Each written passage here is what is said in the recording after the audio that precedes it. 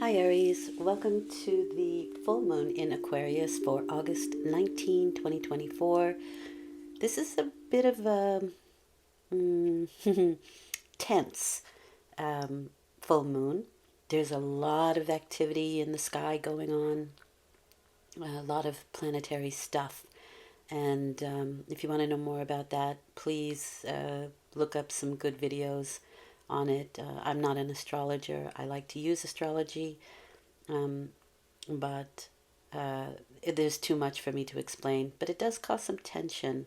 However, this tension is uh, useful once we get through it, because there can be some interesting solutions that come from it. So it's kind of like the pearl in the clam, the irritated sand bits and pieces that create a pearl, if we are wise enough to use it in that way. But it is a bit of a tense time, if you haven't already been feeling it, because it has been going on for a few days. And full moons round off cycles, right? They help to end some cycles. So hopefully this is the end of some very difficult cycle. In any case, the direction that your reading is going in is number 3, spirit, which is intuition and manifestation, which is not bad. And it came up upright. So it's actually pretty good. Um,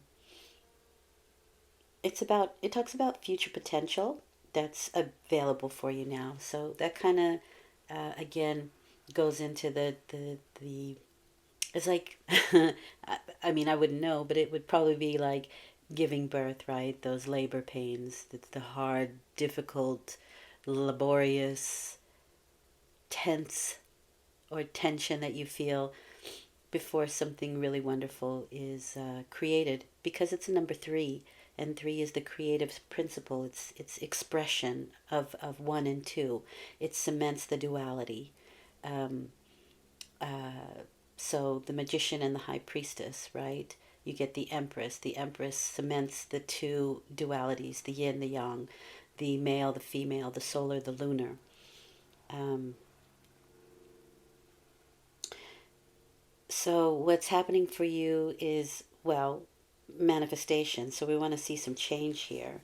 And it's kind of like the more you learn to trust your intuition, the more you be able to know what's kind of down the road for you. You can get flashes of insight when this card appears. Um, you have some clarity to create your vision of what it is that you want, and sort of an energetic ability to make it actually happen. So it's a very powerful manifestation card. And if you have been thinking about doing something and you're just kind of pondering it or whatever, this card is saying, it's kind of time to get real and to take it seriously. Um, so your intuitive powers are really expanding with this card. And so you should be open to messages. It is spirit, so it is something of a higher nature. It can be very ephemeral, right? It's not always grounded. It can be through dreams. It can just be a thought that arises. It doesn't have to be very tangible, but it can also be tangible. Maybe you hear a song or something that keeps repeating a message over and over again.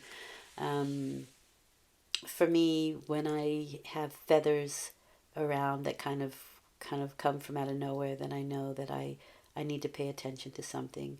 Um, Things like that. All right. So that's a really nice direction that this reading is going in. Let's see what the cards have to say. On the negative side of the number 3, however, and I do want to give you that. Well, you know what? If there are a lot of 3s, then I'll go into that a little bit deeper. But let's see what the tarot has. So the first column is you, well, where you find yourself at the time of the full moon. Aquarius can be a bit of an aloof kind of energy. it is certainly, and it goes with number 3, it is certainly a very informative, kind of communicative energy, but there's a coolness to it, right? It can, well, like I said, it can be aloof, it can be kind of distant energy. And so maybe you feel a little bit aloof and distant at this time or during this period, kind of, even though 3 is the communication card or frequency, the negative side of 3 is the inability to communicate or not wanting to communicate. The second column, okay, so I got off track, sorry. The first column is where you find yourself at the time of the full moon, or if you are consciously closing something out. The second column is you and how you're thinking, how you're feeling in this particular situation. And the last column is the probable outcome, probable because some things we are able to change and some things we are meant to experience. Always for our growth, always for our highest good. All right, let's have a look here. Well, we're coming from a difficult period with that 5 of Swords. Frequency of 5 is always about change. I don't see a lot of 3s here, so I'm not going to go into the number 3. I don't see a lot of repeating numbers, so there isn't anything quite like that. But I would say in this case, there is communication here, okay? Whether that's with your higher self or with somebody who has some information to offer you, or you might even be in a very communicative mood. And I say that because the 5 of Swords is that your words have impact. Whether they're, well, words have impact, whether that's you or somebody else. This can be a bit of a difficult card, the 5 of Swords. First of all, 5 is an unstable frequency. It brings about change, and change, there's always change, or there's always instability when there's change, right? Excuse me. And change is death. The end of one situation, the beginning of something else. There's purification. So we may even be trying to purify some communications that we've had, trying to bring a close to a difficult communication, to some difficult changes, to some things that were hard won with that 5 of Swords. And a purification, the need to kind of start all over again, begin anew. But it is the end of one situation, the beginning of something else here with the Death card. Sorry about that.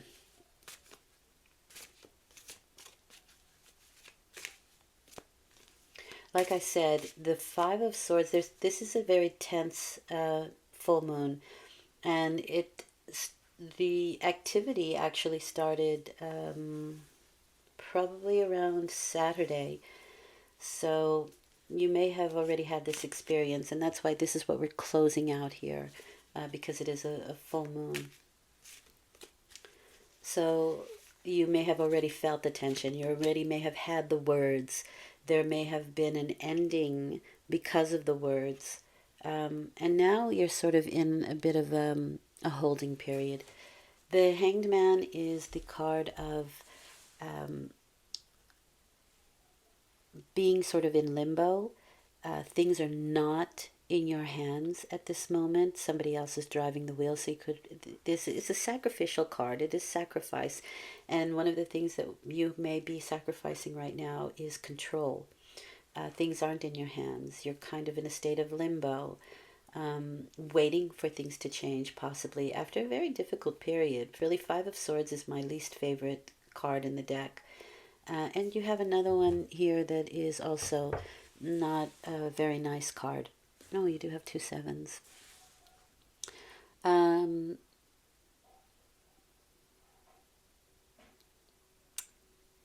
thing is, and this is the whole purpose for this tense energy that we're in, the Hangman gives you an opportunity to see things from another perspective. And when we do that, there's enlightenment. There's the pearl, right? From the irritation, from hanging upside down, from all the blood going to your head for God knows how long. This is the card of the Norse god Odin, who gave his eye for knowledge. So there is something that we gave up for something else, for something better, hopefully. But it came at a cost. The Five of Swords is that you can get what you want, but may not be how you wanted it. However, that's usually my outcome card, and if it was over here, I would say that's probably the situation. And maybe we're coming from a situation where we got what we want, but it wasn't the way we wanted it, kind of situation. But it is definitely something that was hard won, something you really had to fight for. And the interesting thing about this card is that there are people. So you could have won something, right? You could have been, there could have been an argument, and maybe you were the victor. However, somebody was hurt from it. Somebody is upset, and so it's not a full victory. It's not a complete victory. Harsh words, because words have impact with this card, number 5, which could have created some endings. The thing with that is, with the death card, there's also new beginnings there, and a purification kind of in between.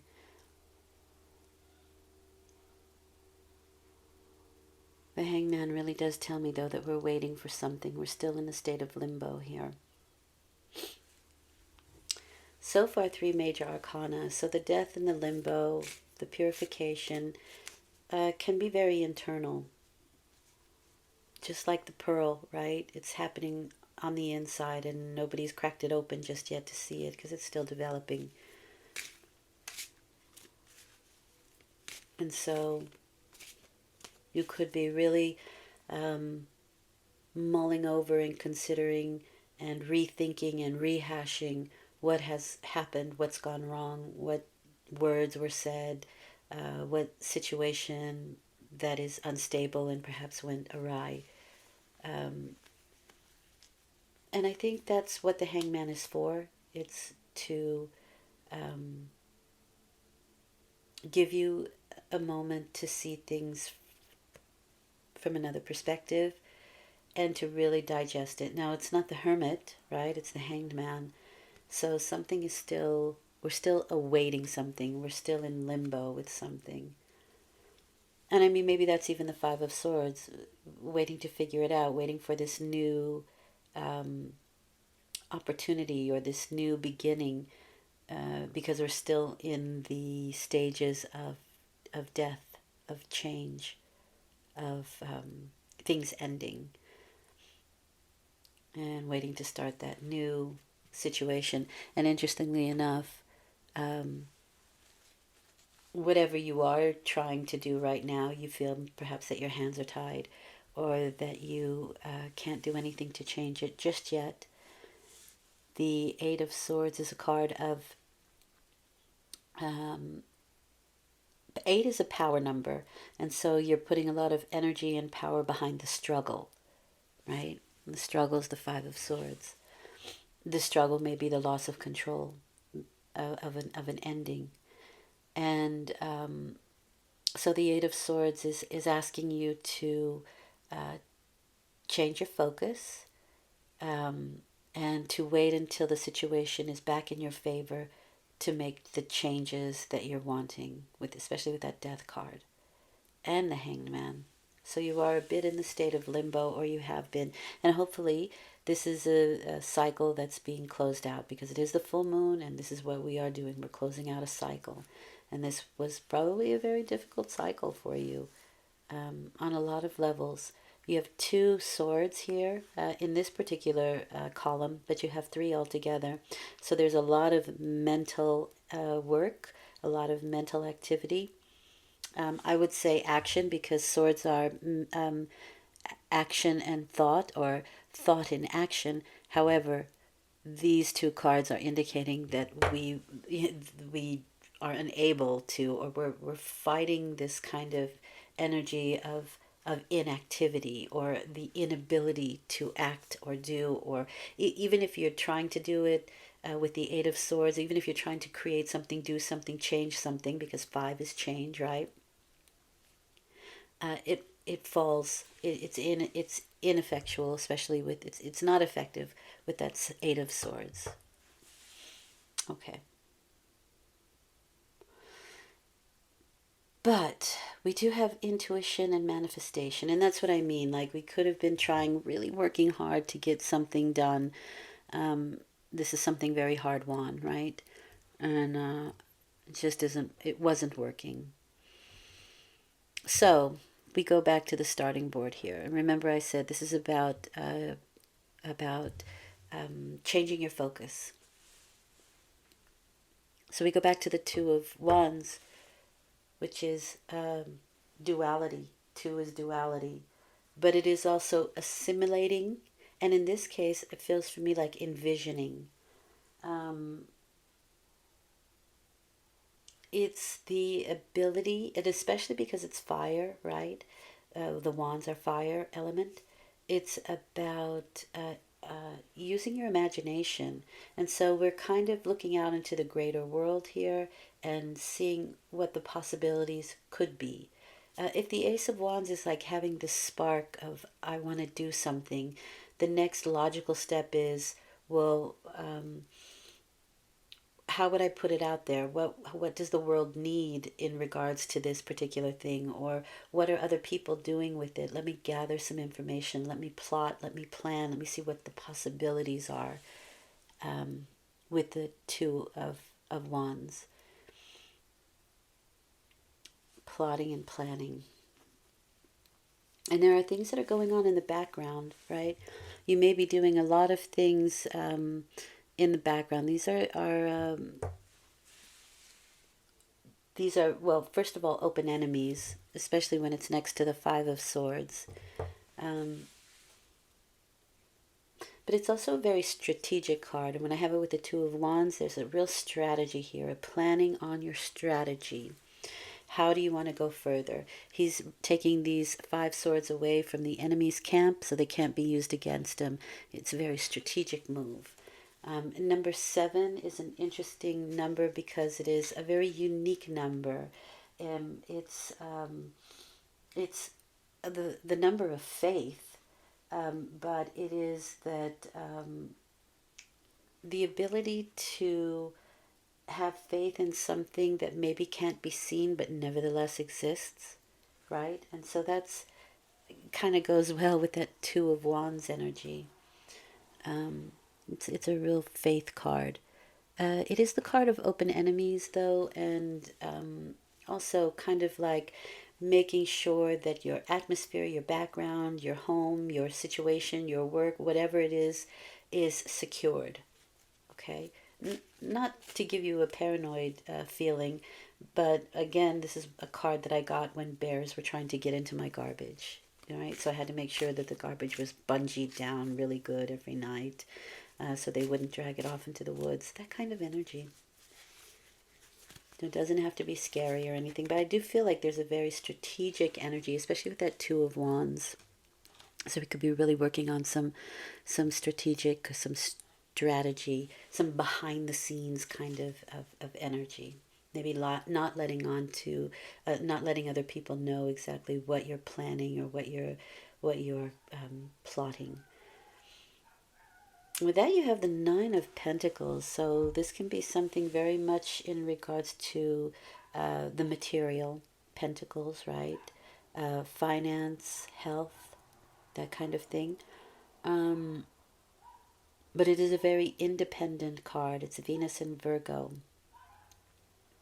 And so the details are really important here.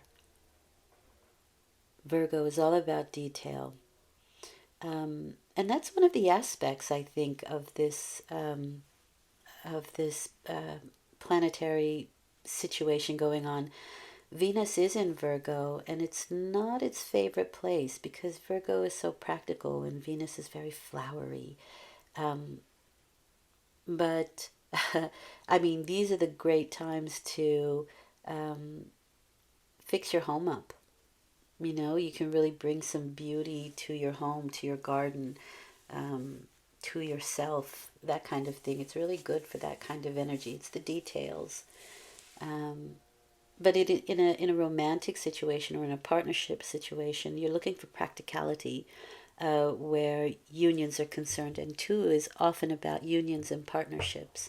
And we're definitely dealing with other people here. And so we're looking for the practical things, right? Um, the people that can help you with the accounting or doing the dishes or, you know, standing with, you know, you vacuum all dust, that kind of thing, in a romantic situation or any kind of partnership. Okay.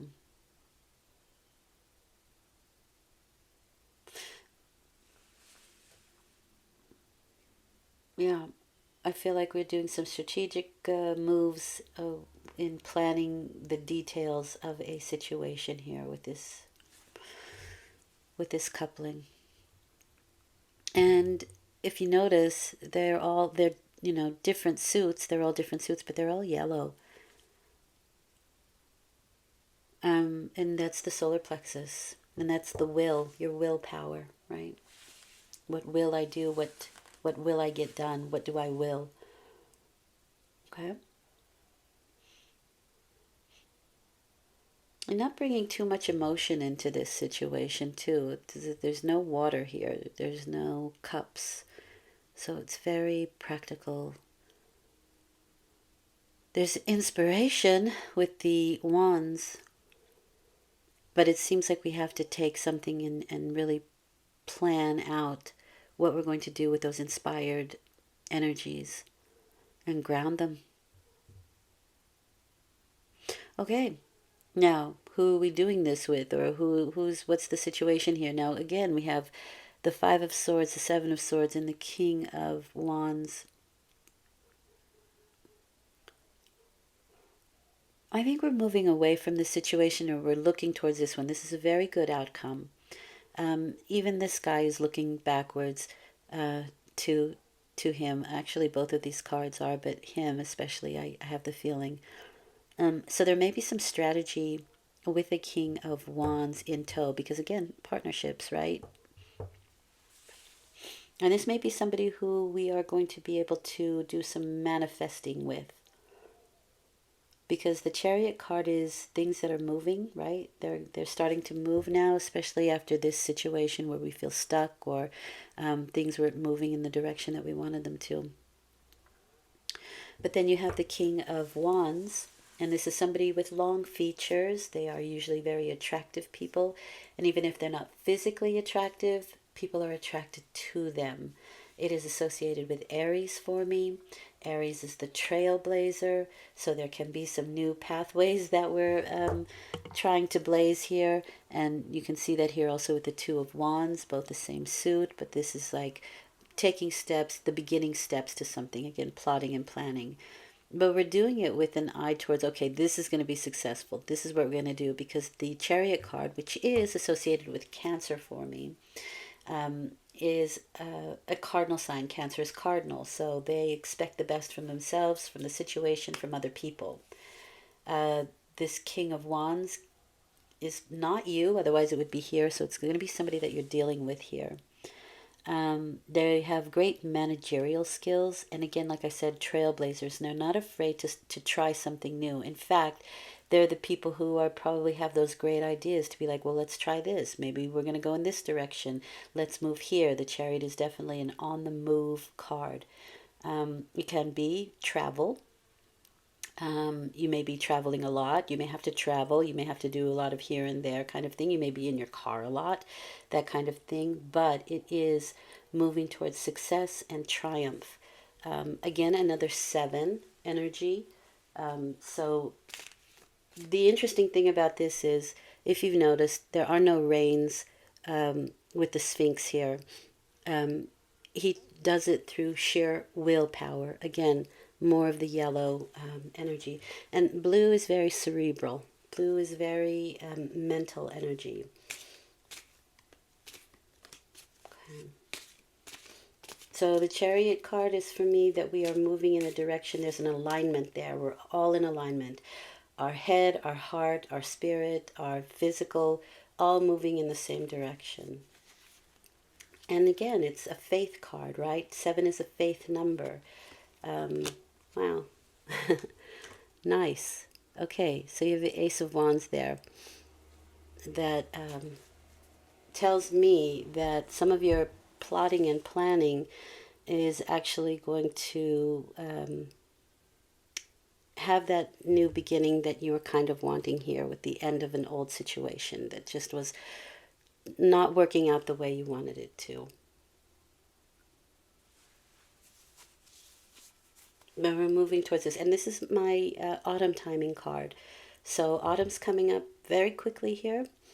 So you can be plotting and planning for autumn timing for this particular situation. You have the proper energy. This is your wand, right? Like the magician. This is your wand. This is where you point your wand and say, I will this. So the Ace of Wands, the wands is your ego. It is your spark. It's what gets you up. It's your fire inside. And so there's something new has been sparked here in a new direction that's going to move quite well for you. There can also be some timing so maybe things get started in the autumn timing, but there can be something in July that's a pivotal point or a moment in time where there's some success and victory for you as well. But with this, your spirit is also, and you can even consider this your ego, your spirit, your higher self,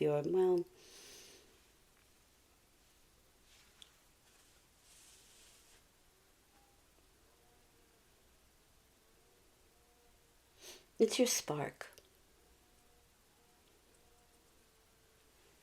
Okay.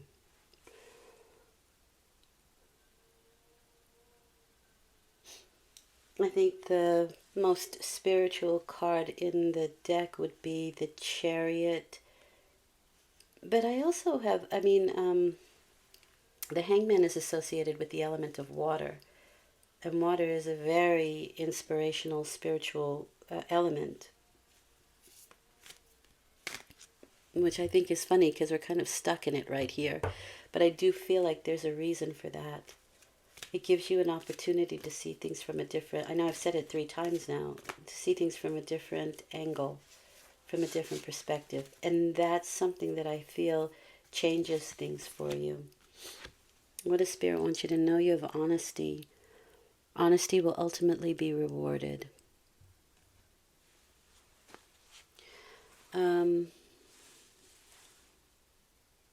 Maybe that's being honest with yourself. Maybe that can be the situation that's going on here, because words have impact. That's the 5 of Swords. So we do have to be careful with our words. And we can be honest about something, but maybe it's in the delivery. In any case, you have ultimate reward here with the Ace of Wands, that new beginning, and the Chariot card. Things are on the move. Things get moving again after a very stagnant period. Okay, Aries, I hope this has been helpful. I'll return in 2 weeks with a new moon reading. Until then, take good care. Good luck through this astrological mayhem, tension, if you will. I'll see you on the other side. Bye for now.